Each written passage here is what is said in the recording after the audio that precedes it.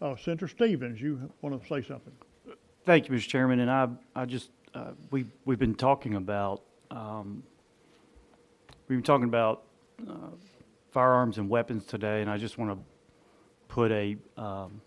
put something in the record that I think we should not forget. And I'm quoting from the Bruen case. This is Supreme Court 142, Supreme Court 2111, 2022. Quote, "We hold that when the Second Amendment's plain text covers an individual's conduct, the Constitution presumptively protects that conduct.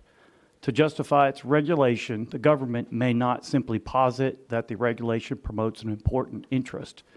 Rather, the government must demonstrate that the regulation is consistent with this nation's historical tradition of firearm regulation.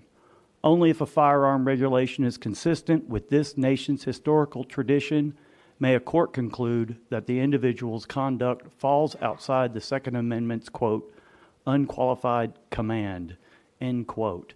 And so as we're discussing, we have to be careful about thinking through what lawsuits we may expose the state to, where people who are presumptively presumed to be able to carry,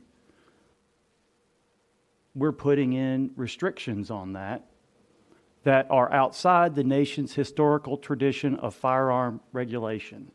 So basically, and then the case goes through tons of discussion about historical context of when and what was happening at our nation's founding, and then somewhat when